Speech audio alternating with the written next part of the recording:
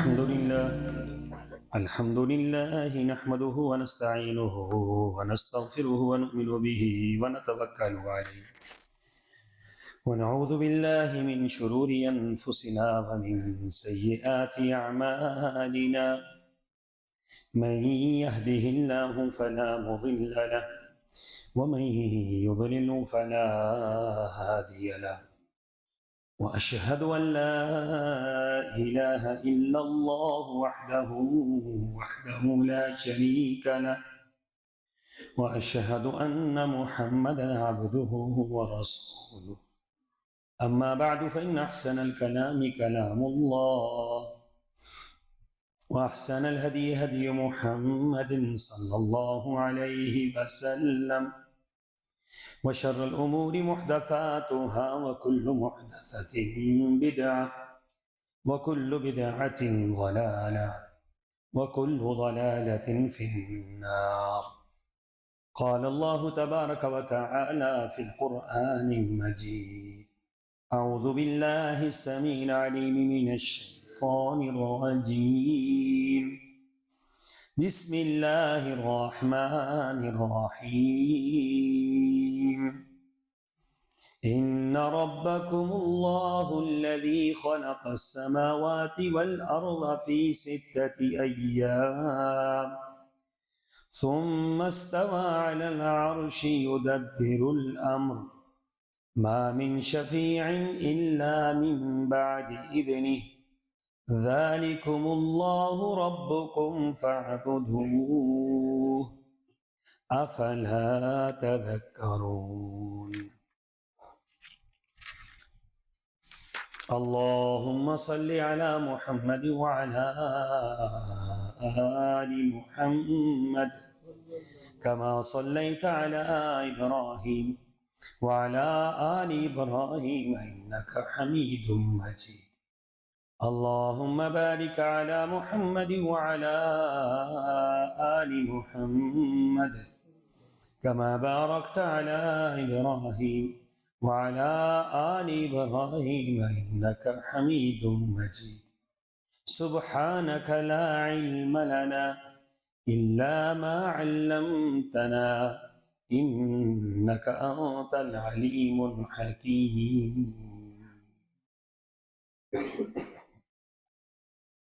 اور تمہارا پروردگار یقیناً وہ اللہ ہے جس نے آسمانوں اور زمین کو 6 دنوں میں پیدا کیا، پھر عرش پر قرار پکڑا اور وہی کائنات کا انتظام چلا رہا ہے۔ کوئی اس کے ہاں سفارش نہیں کر سکتا الا یہ کہ پہلے اس کی اجازت حاصل ہو۔ وہ ان صفات کا مالک ہے، تمہارا رب، لہذا اسی کی عبادت کرو۔ کیا تم غور و فکر نہیں کرتے؟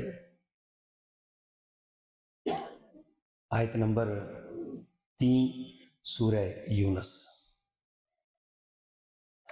معزز سامعین گرامی، شفاعت کے متعلق گزشتہ جمعۃ المبارک میں 2 طرح کی گزارشات پیش کی تھی۔ پہلی گزارش شفاعت کا صحیح تصور، اور دوسری بات شفاعت کا غلط تصور۔ آج کے خطبہ جمعۃ المبارک میں شفاعت کون کرے گا اور کس کی کرے گا؟ دعا ہے کہ اللہ تعالیٰ ہمیں صحیح معنوں میں قرآن و سنت کے مطابق ہر بات کو سمجھنے کی اللہ توفیق عطا فرمائے، اور اس کے مطابق اللہ ہمیں اپنا عقیدہ، اپنا منہج بنانے کی توفیق عطا فرمائے۔ پچھلی جمعۃ المبارک میں جو 2 تصور آپ کے سامنے پیش کیے تھے، ایک تصور تو یہود و نصارہ کا اور مسلمانوں کا مشترکہ ہے۔ یہود و نصارہ کا یہ تصور تھا شفاعت کے متعلق کہ جن کی ہم پوجا کرتے ہیں وہ بت ہیں، وہ درخت ہیں، وہ حجر ہیں، وہ شجر ہیں، کوئی بھی چیز ہے جن کو ہم نے معبود بنا لیا ہے، یہ کل اللہ تعالیٰ کے ہاں ہمارے سفارش ہے۔ یہ طریقہ باطل ہے، یہ طریقہ شفاعت کے متعلق یہ جو نظریہ ہے یہ باطل ہے، اور یہی نظریہ مسلمانوں کے اندر سرایت کر گیا۔ تو مسلمانوں کا خیال یہ ہے کہ جن کو ہم یہ بات کہتے ہیں کہ یہ ہمارے بڑے ہیں، یہ ہمارے مرشد ہیں، یہ ہمارے پیر ہیں، یہ ہمارے رہبر ہیں، رہنما ہیں، یہی ہماری شفاعت کریں، یہ تصور بھی غلط ہے۔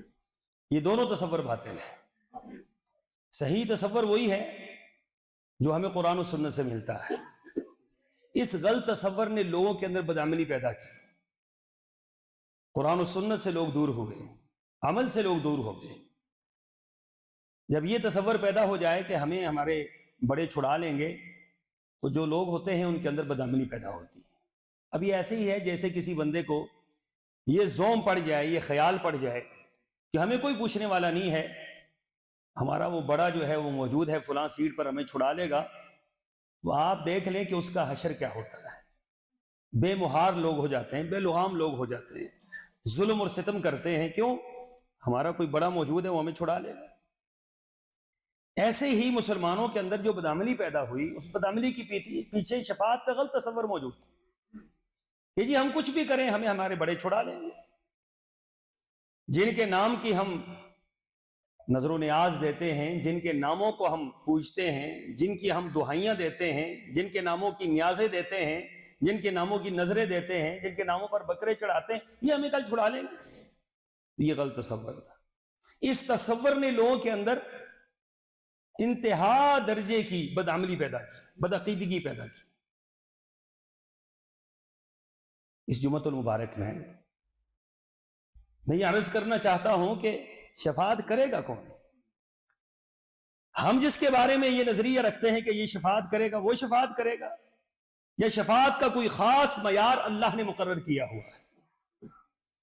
پہلی بات تو یہ سمجھیں کہ شفاعت اللہ کی ملکیت ہے، یہ اللہ کا حق ہے، اللہ کی ملکیت ہے۔ اللہ کی ملکیت میں ہمارا اور آپ کا اختیار کہاں سے آ گیا؟ جس طرح مشرکین کا اختیار، مشرکین کی بات غلط تھی کہ انہوں نے اللہ کا اختیار پتھروں کو دے دیا، بتوں کو دے دیا، زندوں کو دے دیا، مردوں میں تقسیم کر دیا، اس طرح ہم نے بھی اپنے بڑوں میں تقسیم کر دیا۔ یہ جو اللہ کا اختیار ہے وہ اللہ کا ہے، ہمارا اور آپ کا نہیں۔ اللہ کے اختیار میں ہم کس طریقے سے گفتگو کر سکتے؟ اچھا، شفاعت اللہ کا اختیار کیسے ہے؟ اللہ تعالیٰ نے قرآن پاک کے اندر ارشاد فرمایا، ام اتخذوا من دون اللہ شفعاء، کیا یہ اللہ کے لیے کچھ سفارشی گھر رکھے ہیں، انہوں نے پکڑ رکھے ہیں کوئی اللہ کے علاوہ؟ اللہ کے سامنے کوئی سفارشی انہوں نے گھر رکھے ہیں اپنی طرف سے؟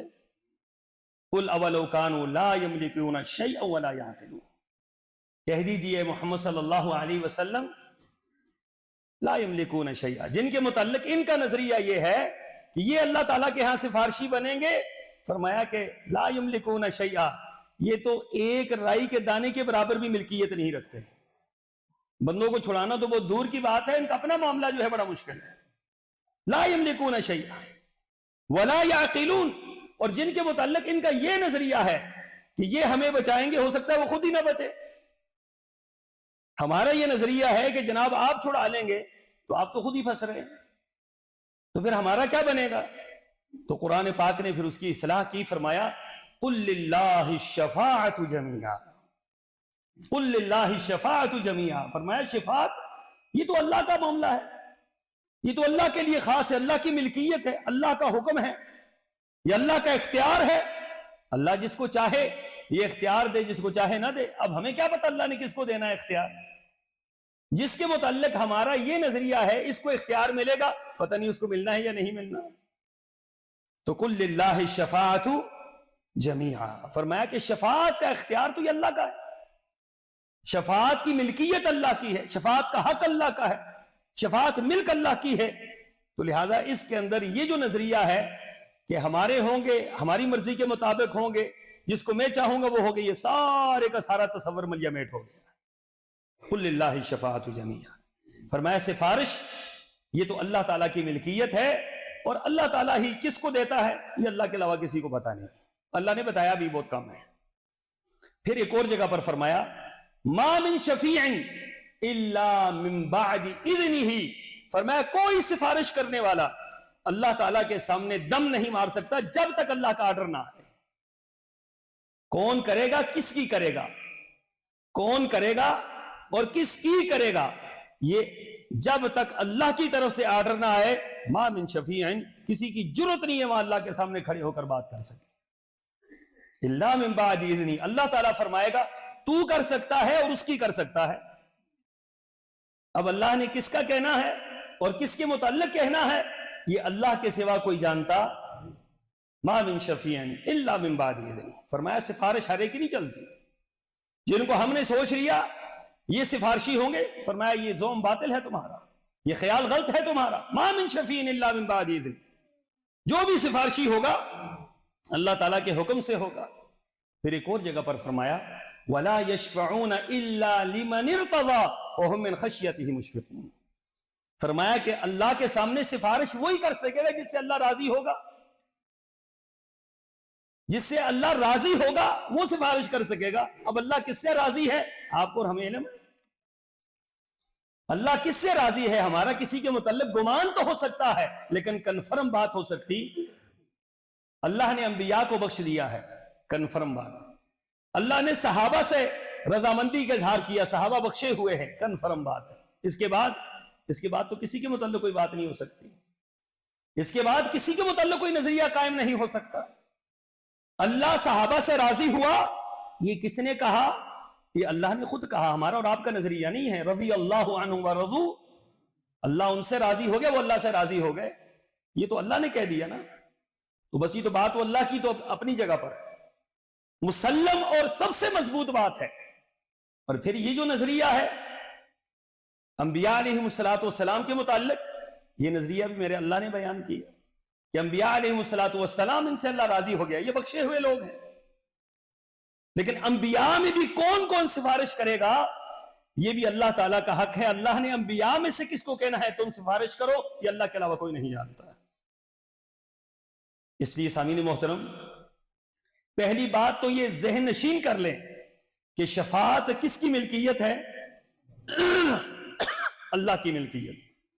اور دوسری بات، شفاعت اللہ تبارک و تعالیٰ کے حکم ہی سے ہوگی. دونوں طرح، جو سفارش کرے گا وہ بھی اللہ کے حکم کا پابند، جس کے متعلق سفارش کی جائے گی وہ بھی اللہ کے حکم کا پابند. ایسا نہیں ہو سکتا کہ کسی شخص کو یہ کہہ دیا جائے کہ تم سفارش کرو، جس کی مرضی ہے کرو. یہ تو انبیاء کو اختیار حاصل نہیں ہے. اللہ اکبر. بہت ہی ڈرا دینے والی یہ حدیث ہے کہ اللہ کے رسول صلی اللہ علیہ وسلم نے فرمایا قیامت کے دن حضرت ابراہیم علیہ السلام کے والد گرامی فرمایا کہ یہ عجیب کیفیت میں ہوں گے اور حضرت ابراہیم علیہ السلام ان کو دیکھ کر رو پڑیں گے. اور حضرت ابراہیم علیہ السلام نے اللہ کے عرش کا پایا پکڑا ہوا ہوگا. اتنی بڑی عظمت ہے حضرت ابراہیم کی کہ اللہ کے عرش کے پائے کے ساتھ کھڑے ہوں گے. اور یہ خلیل اللہ ہے، اللہ کے سب سے زیادہ پیارے، سب سے زیادہ اللہ کے لیے جنہوں نے قربانیاں دی ہیں. اور باپ کی حالت یہ ہوگی کہ باپ فیصلہ ہوگا کہ یہ جہنم میں جائے گا. حضرت ابراہیم علیہ السلام اللہ سے التجا کریں گے، اللہ تو اس کو جہنم میں پھینکے گا، میرے لیے رسوائی ہے. اور اللہ تو نے فرمایا تھا کہ تجھے میں قیامت کے دن رسوا نہیں کروں گا. اللہ اس سے بڑھ کر میرے لیے کیا رسوائی ہے کہ میرا باپ جہنم میں جائے. تو رسول اللہ صلی اللہ علیہ وسلم نے فرمایا کہ اللہ تعالیٰ فرمائیں کہ ابراہیم ذرا دیکھو پلٹ کے دوبارہ. جب دوبارہ پلٹ کر باپ کی طرف دیکھیں گے تو باپ کی شکل بدل گئی ہوگی، بچو کی شکل ہوگی، انتہائی کریہ شکل، انتہائی مکروہ شکل ہوگی. اللہ تعالیٰ اس کا چہرہ ہی بدل دے گا اور اس حالت میں اللہ اس کو اٹھا کر جہنم کے اندر پھینکے گا.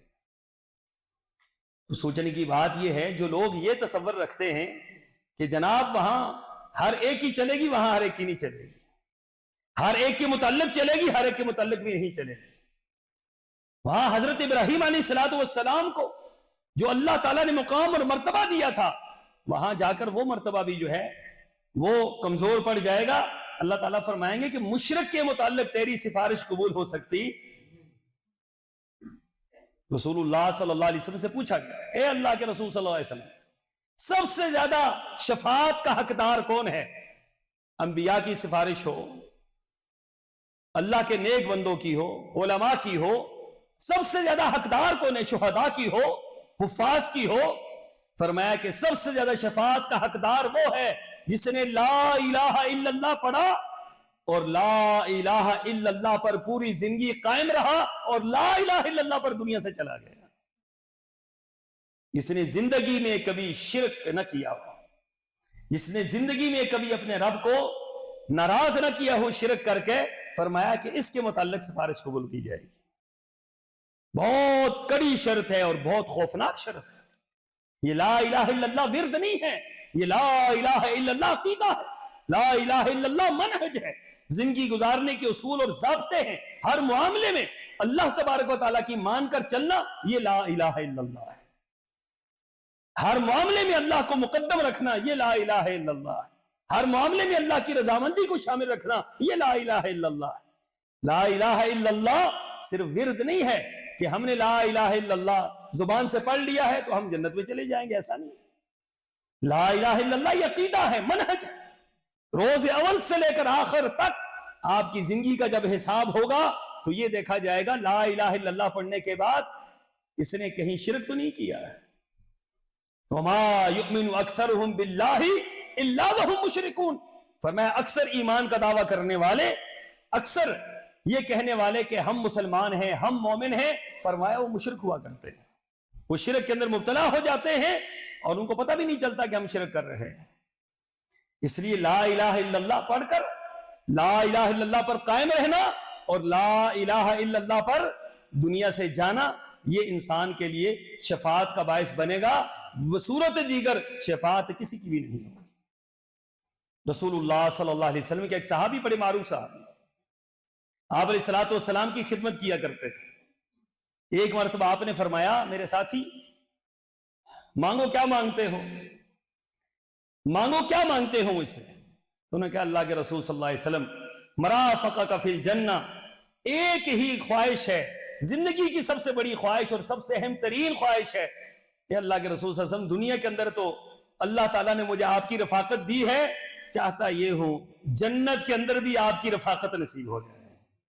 صحابہ اکرام کی رسول اللہ صلی اللہ علیہ وسلم سے محبت دیکھیے اور صحابہ اکرام کی آخرت کے ساتھ محبت دیکھیے، آخرت کی طلب دیکھیے کہ اللہ کے رسول صلی اللہ علیہ وسلم جنت میں آپ کا ساتھ نصیب ہو جائے۔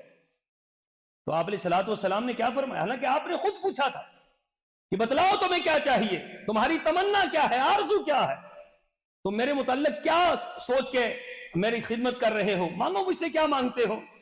لیکن اللہ کے رسول صلی اللہ علیہ وسلم سے جو مانگا وہ کائنات کی سب سے بڑی چیز تھی۔ فرمایا اللہ کے رسول صلی اللہ علیہ وسلم آپ کی رفاقت چاہیے، مرافقک فی الجنہ، جنت میں آپ کی رفاقت مل جائے۔ تو آپ علیہ الصلوۃ والسلام نے کیا فرمایا؟ یہ نہیں فرمایا کہ بس تجھے میری شفاعت مل گئی، میری رفاقت مل گئی، تو اب کامیاب ہو گیا، تو اب جنت میں جائے گا، نہیں۔ فرمایا کہ اگر تجھے میری رفاقت چاہیے نا تو پھر سجدوں سے اپنا سر آج کے بعد اٹھانا نہیں، پھر تیرا سر سجدے میں گرا رہنا چاہیے، پھر تو میری مدد کر کے کثرت سے سجدے کر اللہ کے سامنے، نہ اللہ کو راضی کر تاکہ کل قیامت کے دن میری رفاقت تجھے نصیب ہو جائے، میرا ساتھ تجھے نصیب ہو جائے۔ اللہ کے رسول صلی اللہ علیہ وسلم اپنے خاندان والوں کو بلایا، بنو ہاشم، قریش کو بلایا، قصی والوں کو بلایا، مرہ والوں کو بلایا، کعب والوں کو بلایا، لؤی والوں کو بلایا، جتنے آپ کے قبیلے تھے سب کو بلا کر کہا لوگوں یہ نہ سمجھنا کہ میں محمد رسول اللہ صلی اللہ علیہ وسلم تمہارے خاندان سے آخری پیغمبر ہوں، میرا مقام اللہ تعالیٰ کے ہاں بہت زیادہ ہے، کوئی شک نہیں ہے۔ لا املک لک من اللہ شیئا، اپنا عمل تیار کر لو، عقیدہ اپنا درست رکھو، اعمال لے کر چلو۔ لا املک لکم من اللہ شیئا، میں اللہ تعالیٰ کے ہاں تمہارے کوئی کام نہیں آؤں گا۔ تمہارے پاس کچھ ہونا چاہیے، تمہارے اعمال درست ہوں گے تو میں تمہاری شفاعت کروں گا، اعمال درست نہیں ہوں گے شفاعت کیسے ہوگی؟ پوری زندگی ایک شخص اللہ کے رسول صلی اللہ علیہ وسلم کی سنتوں کے خلاف چلتا رہا، پوری زندگی آپ علیہ الصلوۃ والسلام کی سنتوں کے مقابلے بدعات اختیار کرتا رہا، نظریہ یہ رکھ لے میری شفاعت ہوگی کیسے ہو؟ کل امتی یدخلون الجنہ، فرمایا میری ساری کی ساری امت جنت میں جائے گی الا من ابا، ہاں وہ جنت میں نہیں جائے گا جو جنت میں جانے سے خود انکار کر دے۔ پوچھا گیا من یابا یا رسول اللہ صلی اللہ علیہ وسلم، قربان جائیں اللہ کے رسول صلی اللہ علیہ وسلم، کون بد نصیب ہے جو جنت میں جانے سے انکار کرے گا؟ فرمایا من اطاعنی دخل الجنہ ومن عصانی فقد ابا، جس نے میری اطاعت کی زندگی کے ہر معاملے میں، جس نے میری سنت کو سامنے رکھا، جس نے میری زندگی کو سامنے رکھا، میری احادیث کو سامنے رکھا، وہ جنت میں جائے گا، اور جس نے میری سنت کو چھوڑ دیا فقد ابا، گویا اس نے جنت میں جانے سے تو خود ہی انکار کر دیا۔ جو سنت کو چھوڑتے ہیں، بدعات کا راستہ اختیار کرتے ہیں، توحید کو چھوڑتے ہیں، شرک کا راستہ اختیار کرتے ہیں، یاد رکھیے یہ لوگ جنت میں جا سکتے نہ جنت میں جائیں گے نہ شفاعت ہوگی۔ شفاعت اللہ کے رسول صلی اللہ علیہ وسلم ان کی نہیں کریں گے۔ شفاعت کن کی کریں گے؟ فرمایا ان کی کریں گے جن کا اللہ تعالیٰ حکم دے گا، جو لا الہ الا اللہ پر مریں گے، جو لا الہ الا اللہ پر قائم رہیں گے، جن کا نماز، روزہ، زکوٰۃ، حج، یہ ساری کی ساری چیزیں مکمل ہوں گی، اس کے بعد گناہ بھی ہوں گے۔ اللہ کے رسول صلی اللہ علیہ وسلم شفاعت فرمائیں گے، اللہ میری سفارش کے ذریعے ان کے گناہوں کو معاف کرتے ہوئے اللہ جنت میں داخل فرما دے۔ پھر بھی سفارش کا کس سے دعا کی جا رہی ہے؟ اللہ سے دعا کی جا رہی ہے۔ یہ نہیں ہے کہ خود ہی اٹھایا اور خود ہی اٹھا کر ادھر کر دیا، ایسا نہیں ہوگا، پھر بھی اللہ سے سفارش ہوگی، پھر بھی اللہ کے سامنے التجا ہوگی، پھر بھی قبولیت کا اختیار یا عدم قبولیت کا اختیار وہ بھی کس کو ہوگا؟ وہ بھی اللہ کو ہوگا۔ اللہ چاہے جس کی قبول کر لے، نہ چاہے تو نہ قبول کرے۔ وہ بے نیاز ہے، وہ کسی کا پابند ہے، وہ نہ کسی دعا کا پابند ہے کسی کی، نہ کسی کی التجا کا پابند ہے، نہ کسی کی سفارش کا پابند ہے، نہ کسی کی زور زبردستی کا پابند ہے، وہ بے نیاز ہے۔ چاہے تو چیونٹی کی قبول کر لے اور چاہے تو پیغمبر کی قبول نہ کر لے۔ میرا رب بے نیاز ہے، اس کی بے نیازی اپنی جگہ پر ہے، یہ اس کا اختیار ہے، جس کو چاہے دے دے۔ تو قرآن و سنت کی روشنی میں رسول اللہ صلی اللہ علیہ وسلم نے فرمایا انبیاء کو اللہ تعالیٰ سفارش کرنے کے لیے اجازت دیں گے۔ اب انبیاء کس کی سفارش کریں گے؟ انہی کی سفارش ہوگی جو لا الہ الا اللہ پر قائم رہے ہوں گے، ہر ایک کی سفارش نہیں ہوگی۔ پھر فرمایا شہداء سفارش کریں گے۔ شہداء کس کی سفارش کریں گے؟ پھر وہی بات آگئی، وہ دلیل موجود ہے کہ شہداء بھی انہی کی سفارش کریں گے جو لا الہ الا اللہ پر دنیا سے گئے ہیں۔ علماء سفارش کریں گے، فرمایا الا من شہد بالحق، جو حق کی سفارش کرنے والے ہیں، جو حق کی اعلان کرنے والے ہیں، جو حق کو بیان کرنے والے ہیں، جو حق پر قائم رہنے والے ہیں، جو حق کے لیے قربانیاں دینے والے ہیں۔ حق کیا ہے؟ حق قرآن و سنت ہے، حق کلمہ طیبہ ہے، حق اللہ اور اس کے رسول کی بات ہے، جو پوری زندگی اللہ اور اس کے رسول کی بات کرتے رہے، شہادت کی گواہی دیتے رہے۔ فرمایا کل قیامت کے دن اللہ ان کو یہ اعزاز دے گا، اللہ فرمائے گا آپ سفارش کریں۔ کس کی کریں یہ اللہ کو پتا ہے، اور کس کی قبول ہوگی یہ بھی اللہ کو پتا ہے، اللہ کے علاوہ کسی کو نہیں معلوم۔ تو یہ علماء شفاعت کریں گے۔ پھر فرمایا کہ فرشتے شفاعت کریں گے، اللہ کے فرشتے شفاعت کریں گے، اور فرشتے شفاعت کریں گے کہ قرآن پاک میں فرمایا کہ وَلَا تَنْفَعُ الشَّفَاعَةُ عِنْدَهُ إِلَّا لِمَنْ أَذِنَ لَهُ حَتَّى إِذَا فُزِّعَ عَنْ قُلُوبِهِمْ قَالُوا مَاذَا قَالَ رَبُّكُمْ قَالُوا الْحَقَّ وَهُوَ الْعَلِيُّ الْكَبِيرُ۔ فرمایا کہ وہ فرشتے جو اللہ کے حکموں سے ڈر جاتے تھے، اللہ کے حکموں سے کانپ اٹھتے تھے، اللہ تعالیٰ کے حکموں سے ان کے دل دہل جاتے تھے، اور پھر اللہ تعالیٰ کے ہر حکم پر وہ یہی کہتے تھے جو کچھ ہمارے رب نے کہا ہے سچ کہا ہے، ہمارا رب جو ہے سچ کے علاوہ کچھ بھی نہیں کہتا۔ یہ تو شہید بالحق فرشتے ہیں، حق کی گواہی دینے والے فرشتے ہیں، یہ فرشتوں کی سفارش اللہ تعالیٰ قبول فرمائیں گے۔ کل قیامت کے دن یہ شفاعت کریں گے، اللہ میں فلاں کی سفارش کر رہا ہوں، فلاں کی سفارش کر رہا ہوں، اللہ تو ان کی سفارش کو، اللہ ان کی سفارش کو قبول فرمائے گا۔ صالحین نیک لوگ جن سے اللہ راضی ہوا وہ شفاعت کریں گے، الا من شہید بالحق میں یہ لوگ بھی آتے ہیں۔ پھر فرمایا نابالغ اولاد اپنے والدین کی شفاعت کریں گے، جو دنیا سے چلے گئے چھوٹے چھوٹے بچے جو معصوم تھے، گناہوں سے پاک تھے، دنیا سے چلے گئے، اپنے والدین کی سفارش کریں گے، لیکن شرط وہی ہے وہ والدین جو کلمہ طیبہ پر گئے ہوں گے۔ پھر اسی طریقے سے فرمایا روزہ اور قرآن شفاعت کرے گا. روزہ شفاعت کرے گا کل قیامت کے دن, قرآن شفاعت کرے گا قیامت کے دن. قرآن کچھ لوگوں کے مقابلے میں کھڑا ہوگا قیامت کے دن. وقال الرسول یا ربی ان قوم اتخذوا هذا القرآن مہجورا. نبی کھڑا ہوگا, قرآن کھڑا ہوگا. اللہ, یہ وہ لوگ تھے جنہوں نے نہ نبی کی اطاعت کی, نہ قرآن کو مانا, نہ قرآن کا حق ادا کیا, نہ نبی کا حق ادا کیا. یہ ان کے خلاف حجت ہوگی. اور یا قرآن کل قیامت کے دن سفارش کرے گا, اے اللہ یہ تو مجھے پڑھتا تھا, رات کو جاگتا تھا میرے لیے, رات کو میرے لیے یہ تلاوت کیا کرتا تھا, میرے احکامات پر عمل کیا کرتا تھا. اللہ میں تیرا کلام ہوں اور تیرے سامنے تیرا کلام سفارش کر رہا ہے. قرآن جس کے متعلق شفاعت کرے گا, سرور کونین نے فرمایا وہ شفاعت قبول کی جائے گی, وہ شفاعت پوری کی جائے گی. اللہ تعالیٰ کے ہاں مقبول سفارش قرآن پاک کی ہے. اب دیکھ لیجئے کہ قرآن کس کی سفارش کرے گا. قرآن دیکھ رہا ہے, قرآن دیکھ رہا ہے ہمیں. قرآن بھی اللہ کے حکم کے مطابق سفارش کرے گا. اللہ فرمائے گا اے قرآن تو میرا کلام ہے, فلاں کے متعلق سفارش کر. کیوں؟ کہ وہ قرآن کا حق ادا کیا کرتا تھا, وہ قرآن کے ساتھ منسلک تھا, پڑھا کرتا تھا. حفاظ, علماء, عام لوگ جو قرآن کے ساتھ منسلک رہے, حلال کو حلال جانا, حرام کو حرام جانا, اس کے احکامات کی پابندی کی, کل قیامت کے دن اللہ تبارک و تعالیٰ یہ اعزاز قرآن پاک کو دے گا کہ وہ شفاعت کرے گا. پھر اسی طریقے سے فرمایا روزہ شفاعت کرے گا. روزہ یہ اللہ تعالیٰ کا حکم ہے, اللہ کا آرڈر ہے, اللہ کا ایک خوبصورت اللہ تبارک و تعالیٰ کی طرف سے ایک عمل ہے. فرمایا قیامت کے دن روزہ یہ شفاعت کرے گا. اسی طریقے سے رسول اللہ صلی اللہ علیہ وسلم نے کچھ اعمال بتلائے. فرمایا کہ یہ اعمال کرو تو یہ شفاعت کے لیے اللہ تعالیٰ سے دعا کرو. ان میں سے ایک عمل کیا ہے؟ کثرت سے لا الہ الا اللہ پڑھیں. لا الہ الا اللہ کثرت سے, بہترین ذکروں میں سے افضل الذکر لا الہ الا اللہ. دنیا کا سب سے بہترین ذکر, سب سے اعلیٰ ذکر, سب سے عرفہ ذکر وہ کیا ہے؟ لا الہ. اس سے بڑا ذکر کوئی نہیں, اس سے بڑا جملہ ہی کوئی نہیں. رسول اللہ صلی اللہ علیہ وسلم نے کیا فرمایا؟ اللہ تعالیٰ نے میزان بنایا, میزان اتنا بڑا تھا, فرشتے دیکھ کر ڈر گئے میزان کو کہ اللہ اتنا بڑا میزان, اس کے اندر کون سا عمل آئے گا اور کیسے اس کو بھرا جائے گا؟ تو اللہ تبارک و تعالیٰ نے فرشتوں سے فرمایا فرشتوں اب دیکھنا یہ کیسے بھرتا ہے. لفظ الحمدللہ, لفظ الحمدللہ جب پڑھا گیا نا الحمدللہ, تو پورے کا پورا میزان لفظ الحمدللہ سے بھر گیا. ایک جملے سے پورا میزان بھر گیا, جس سے زمین و آسمان ڈال کر بھی نہیں بھرے گا, ایک جملے سے بھر جائے گا.